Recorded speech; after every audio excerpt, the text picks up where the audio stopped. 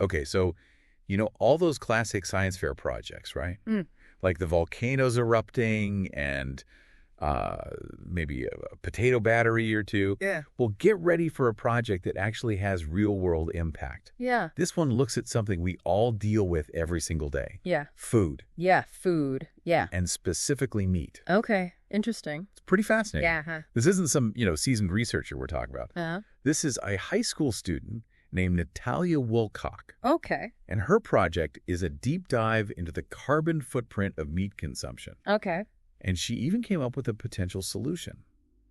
Labeling meat with its environmental impact. Wow. Could this actually change what people choose to eat? I mean, that's a great question.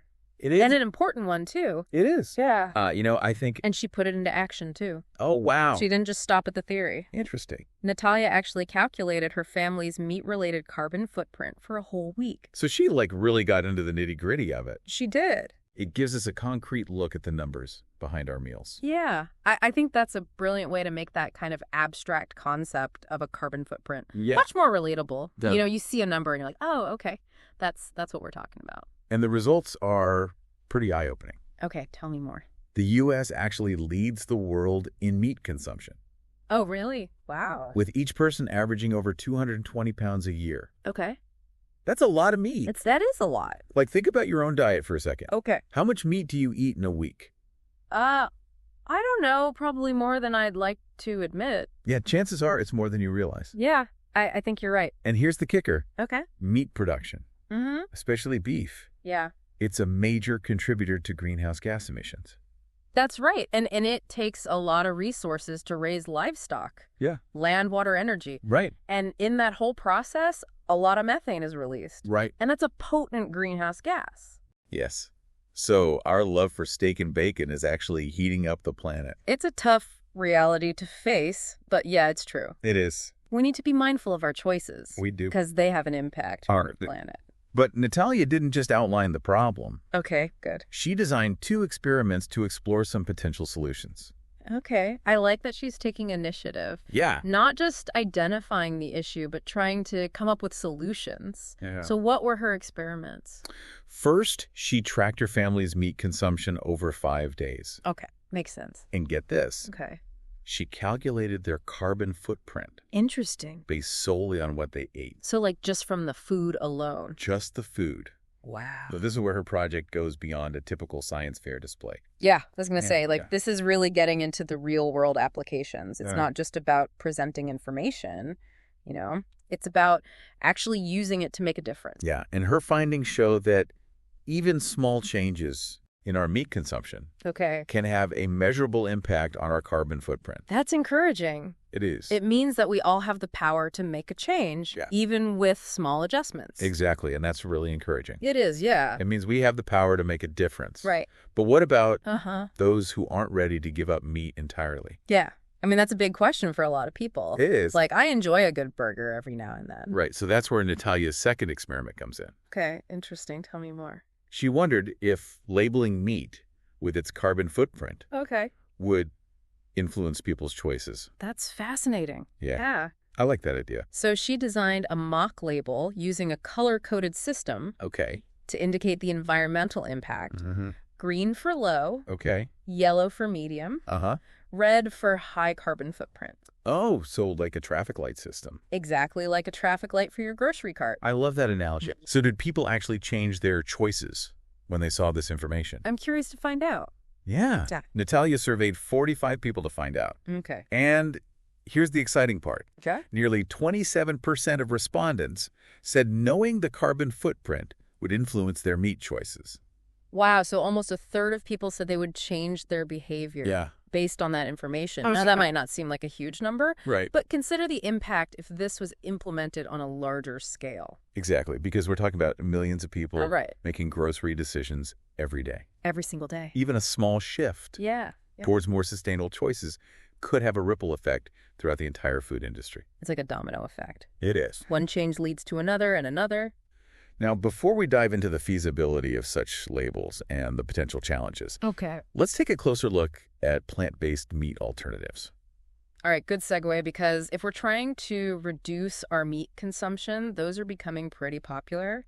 They are. Natalia did some research on this as well, outlining both the pros and cons. Okay, so what did she find? On the plus side, plant-based meats often have less saturated fat and cholesterol. Okay, so that's good for our health. Right, a win for our health than animal-based options. But it's important to remember that not all plant-based options are created equal. Right. Some can be high in sodium or have allergens. Yeah. So you really have to read the labels and choose wisely. Yeah, it seems like a balanced approach is key. I think so. Considering both the nutritional and environmental aspects of our food choices. Absolutely. We need to look at the whole picture. But what about those carbon footprint labels? Yeah. Could they really be the key to nudging us towards a more sustainable future? That's the million-dollar question, isn't it? It is, and it's one we'll explore further in the next part of our deep dive. Okay. I'm excited to hear more. We'll delve into the potential impact, the challenges of implementation, and some alternative approaches to promoting sustainable eating. Sounds good. I'll see you then.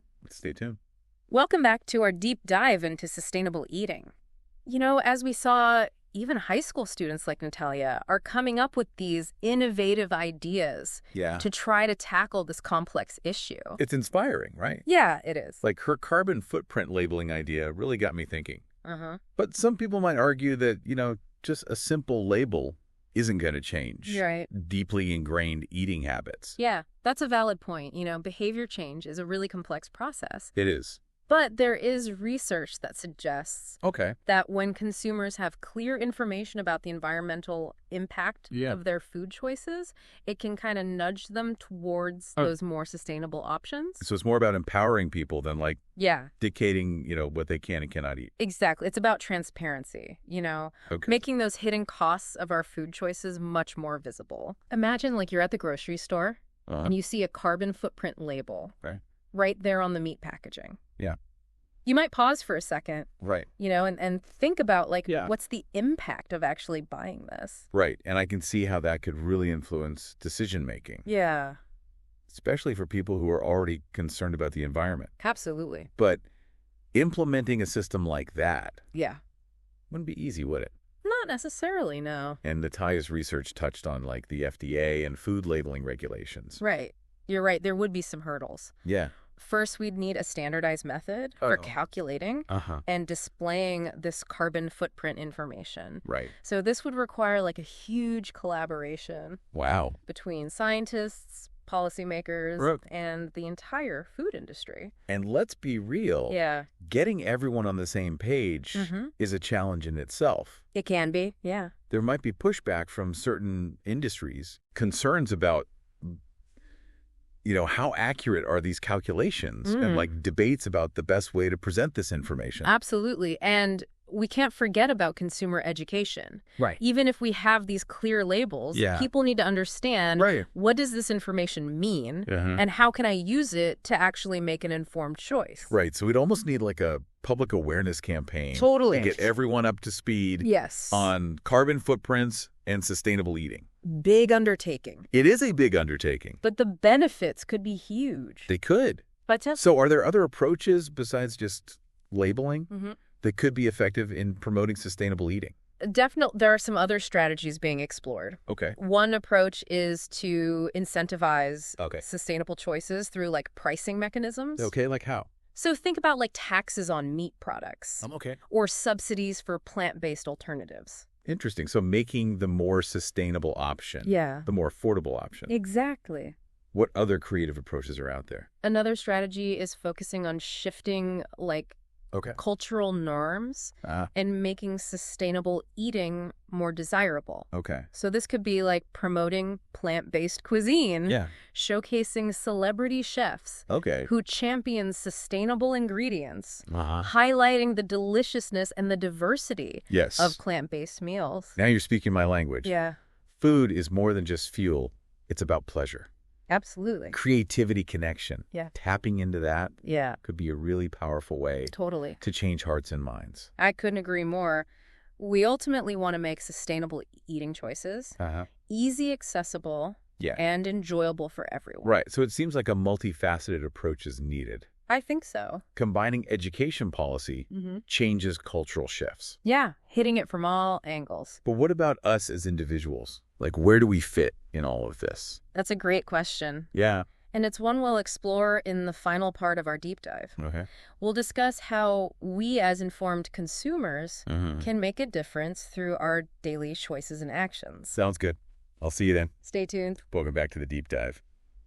So we've been exploring this whole idea of sustainable eating. Yeah. And, looking at some really fascinating potential solutions, like that carbon footprint labeling. Right.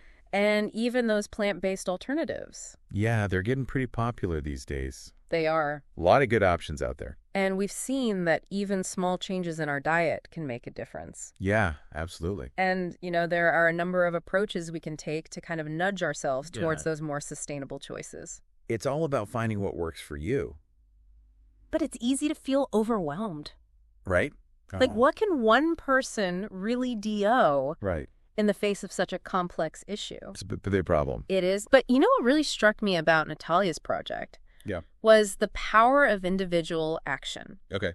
Even at a young age. Uh-huh. She saw a problem, she took initiative. Right. And that's inspiring. It is. It reminds us we don't have to wait for governments or big corporations to solve everything. Yeah, we can start making changes ourselves. Exactly, in our own kitchens and grocery carts. Absolutely. One of the most powerful things we can do is just educate ourselves.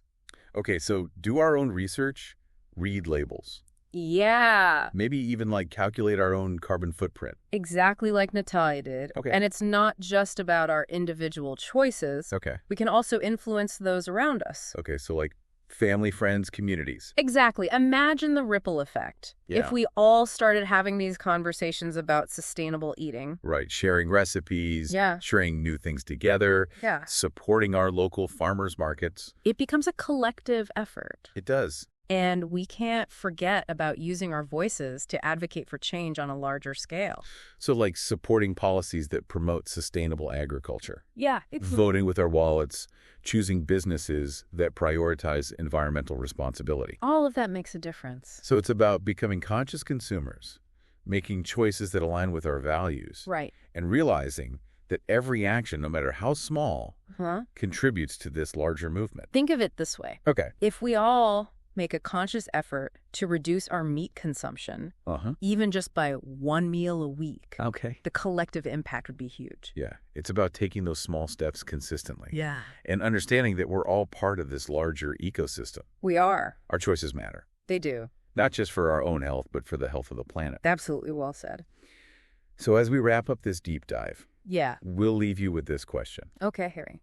What will your contribution be? Ooh, good question. To a more sustainable food future? That is the question, isn't it? It is, will you try a new plant-based recipe? Maybe. Have conversation with a friend about reducing food waste. Ooh, good one. Research sustainable food options in your community. So many possibilities. Every action, no matter how small, I like that. Creates a ripple. It does. And those ripples can ultimately lead to a wave of change. Powerful imagery. Thanks for joining us on this journey. Of course, this was great. Remember, you have the power to make a difference. You do. One bite at a time. I love it.